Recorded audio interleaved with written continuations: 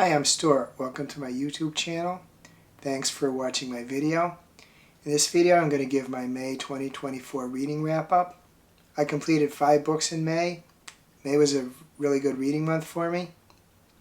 Some of these books I reviewed in previous videos, so I'm not going to talk too much about them in this video, but some I haven't previously reviewed, so I'm going to talk more. I'm also going to talk about my reading for AAPI Heritage Month, which was May. That's Asian American, Native Hawaiian, and Pacific Islander Heritage Month. I'm going to talk about how I did on that. In the books that I completed in May, I'm going to talk about them in reverse order of the ratings I assigned. There are 3 books I rated 4 stars in May. Try to come up with a reverse order of how I liked those 3.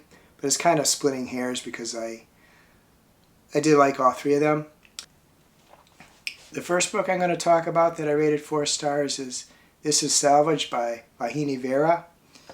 I reviewed this book in my reading wrap-up for week ending 5/25/2024 video, so I won't say too much here. Please take a look at that video if you'd like a more detailed review of the book. This book is a collection of short stories.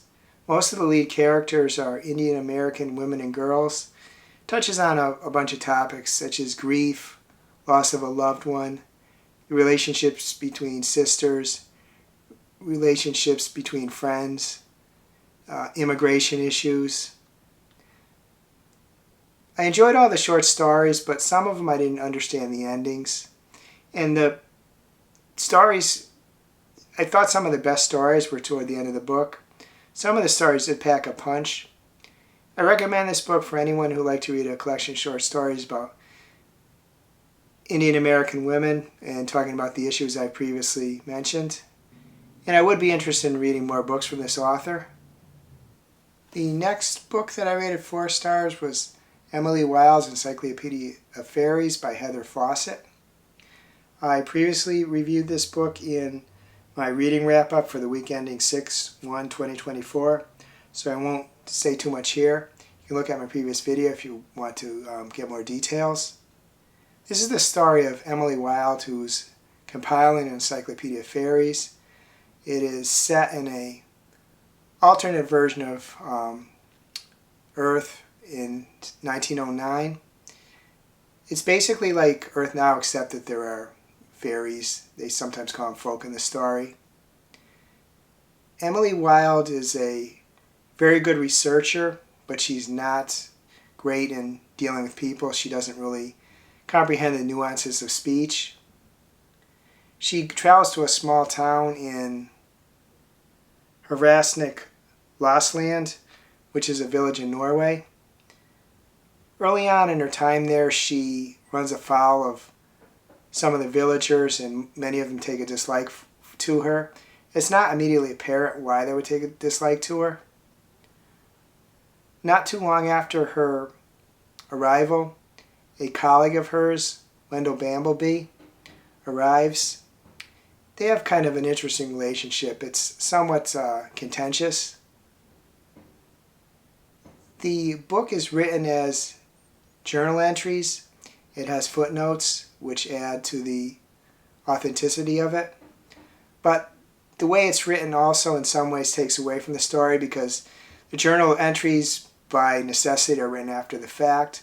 So sometimes you have a really tense situation and then the next journal entry is after the fact, so that you know that Emily survived. I guess actually you know she survived if she's writing the journal. Bamblebee did a few journal entries, but most of them were Emily's. One thing I would have liked to see different is I would have liked to see Emily's and Bamblebee's relationship go in a little different direction, or at least be drawn out longer than it was before certain things happened. There's also a very interesting dog named Shadow that Emily has. Shadow is one of the best characters in the book. One thing about this book is that the fairy, they call them folk in the book too, they're not just light characters. Some of them are very dangerous. I recommend this book for someone who would like a book with 2 interesting main characters, an interesting dog, an interesting supporting cast, well-developed fairy folk. They are very well developed. And I've heard people describe this book as cozy, but I didn't find it so. I would say that there's a lot of hype in this book, and it, for my mind, didn't quite live up to it. But I do plan to read the second book in the series. This is a book that I read as a buddy read with Nix at Nix Reads, and I quite enjoyed the buddy read.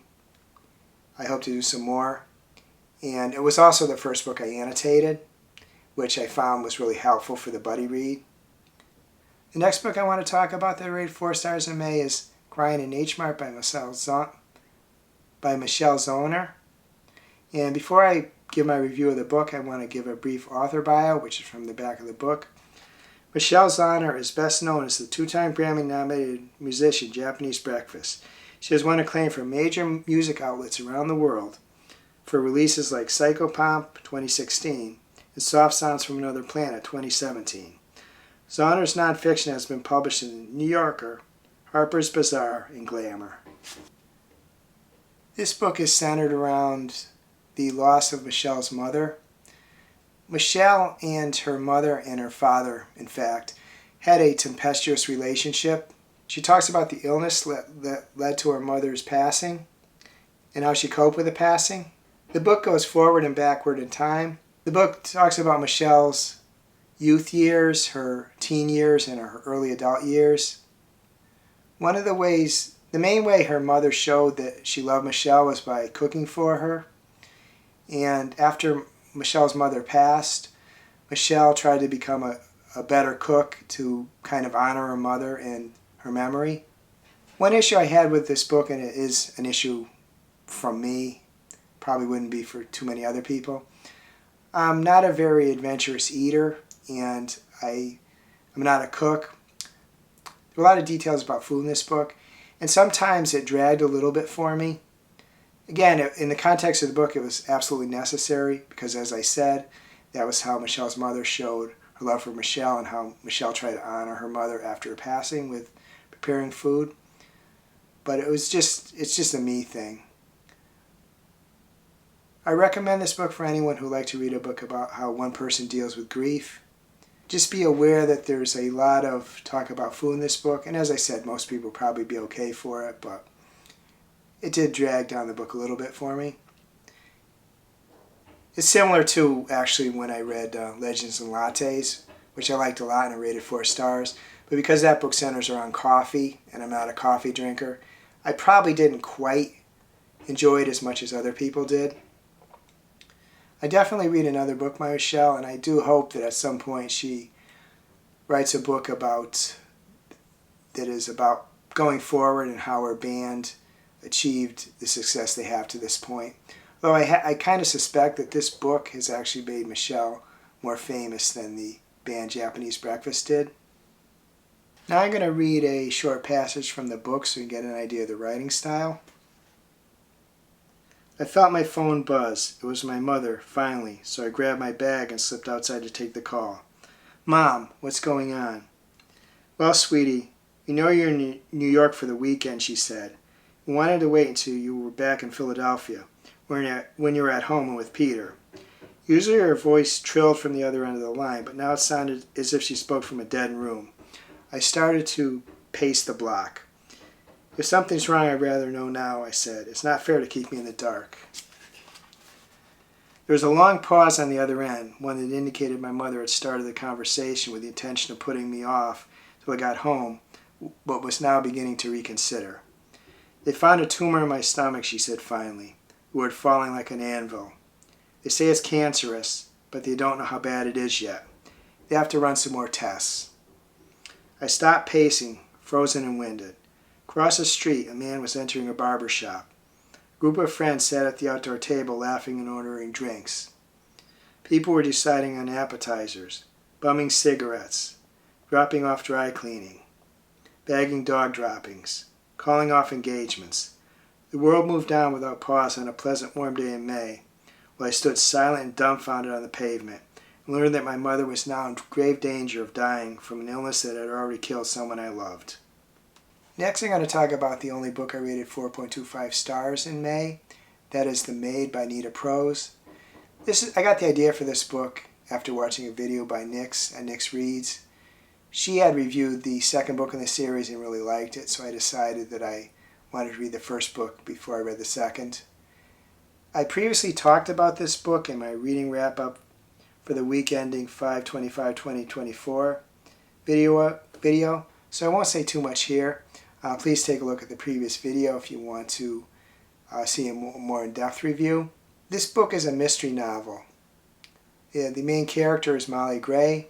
She's a maid at an upscale hotel. Molly tells a story in the first person. She's intelligent, but she doesn't really understand language and social cues too much. She was raised by her grandmother to always see the best in people, which I think is an admirable thing to do, but it sometimes gets Molly in trouble because she doesn't actually see that there are dark parts of people. Some of Molly's fellow employees make fun of her. They think she's weird. Sometimes they make fun of her behind her back, and sometimes it's almost to her face. Molly is really good at her job. Her rooms are spotless. And she also has a great memory. She can remember very detailed. She can remember the details in great depth of events where she is in attendance with them. A short time in the book, Molly finds a man dead in a room where she's cleaning, and the book goes from there. The remainder of the book is Molly and others trying to determine who killed the man. I recommend this book for anyone who would like to read a book about an appealing main character and also an appealing supporting cast. Supporting cast are those who help Molly, not necessarily some of the others. I like the resolution of this mystery. I'm definitely going to read more books in the series. I know there's a book 2, but I don't know if there's more books than that. And the final book of the 5 I read this month was the only one I rated 4.5 stars. That is This Poisoned Heart by Bayron. I previously read You're Not Supposed to Die Tonight by Bayron, and I really liked it.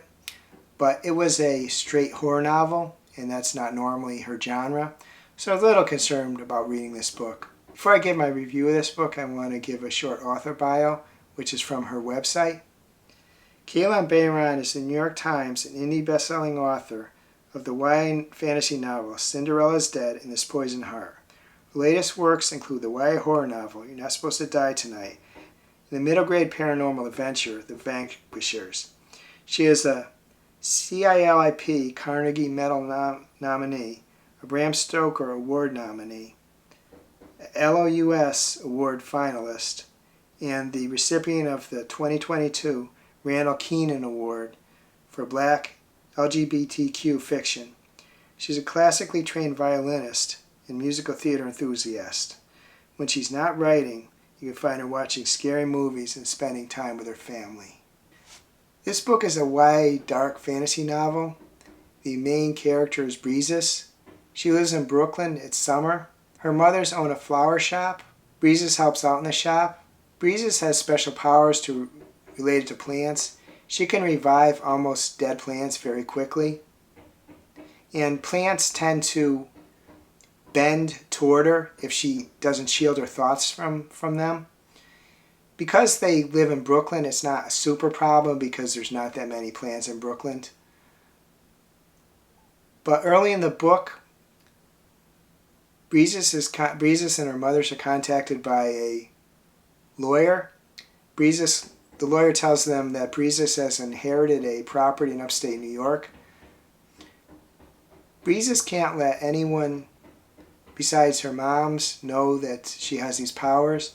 She's grown distant from her 2 friends, so her moms and she decide that they are going to take possession of the house that Breezes inherited.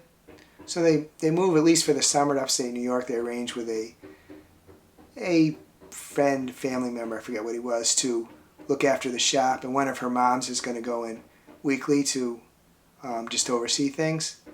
After Breezes and her moms move to the house in upstate New York, the story goes from there. Prose learns more about her powers and her heritage. Prose is adopted. I don't know if I said that, but she's adopted. The last part of this book is thrilling and intense. I really like this book and the way it gradually revealed things, Prose's powers and her heritage. I recommend this book for anyone who's interested in YA dark fantasy with an appealing lead character, and a book that keeps the reader wondering what's going to come next. I'm definitely going to read more books from the author, especially as I liked both the books that I read so far. Next, I'm going to read a short passage from the book so you can get an idea of the writing style. The envelope marked 1 contained an intricate hand-drawn map, not a letter. A single sentence was scrawled at the bottom. Follow the map and open the second envelope when you get to the gate. Taped to the corner was an ancient-looking key. I gently peeled back the tape and held it in my hand. Questions about Circe's secrecy and where she was leading me took root in my mind. Allow them to grow and branch off into 100 new possibilities. This woman had to know something about me, but why not just tell me, since she seemed to like writing letters so much? There had to be a reason she couldn't simply say what she meant. Curiosity bloomed anew as I thought about what the reason could be. Next, I want to talk about my AAPI, which is Asian American, Native Hawaiian, and Pacific Islander Heritage Reading Month, which is May. I originally set a goal of reading 8 books in May. Please view my AAPI month reading video if you'd like to see more details. I have physical copies of all these books. Unfortunately, I fell considerably short of this goal. The 2 books I completed are 2 I talked about previously in this video. This is Salvaged by Vauhini, Vara, and Crying in H Mart by Michelle Zauner. And I started and read 37% of Girls Like Girls by Hayley, Kiyoko. And I started and read 20% of Seoulmates by Susan Lee. Admittedly, the 8 goals was a stretch, but I kind of would have hoped that I read 5, maybe 6 of the books that I set as a goal. I realized by how much I fell short of the goal that short-term TBR goals just don't work that well for me, and I'm not going to do them going forward. What I'm going to do is that after the fact, say after the end of May, I would just talk about the books that I did read by Asian American authors. And just in the normal course of things, I do read a fair amount of books by Asian American authors and by Native Asian authors too. But I wouldn't make a goal to read specific books or a specific number of books or specific numbers of books. I was tempted to do a TBR for June for Pride Month, but after my relative lack of success on my API TBR, decided not to do so. In a normal course of things, just as with my reading of Asian American and Native Asian authors, I normally read a lot of queer books, books about LGBTQ plus characters. So if I read some this month, in the normal course of things, I will talk about them at the end of the month. But I'm not going to establish a goal because I've found that it adds some anxiety and stress to my reading, and I really don't need that. I'm very much a mood reader, emotional reader, and I'm just going to acknowledge that and going forward just read that way. I'd be interested to know how your May reading month went. If you be interested in telling me, please reply in the comments. I'd be interested in hearing how the month went overall, what books you enjoyed, maybe any you didn't enjoy. If you enjoyed this video, please give it a like, please subscribe, please hit the bell so you're notified when I upload further videos. I hope you have a wonderful day.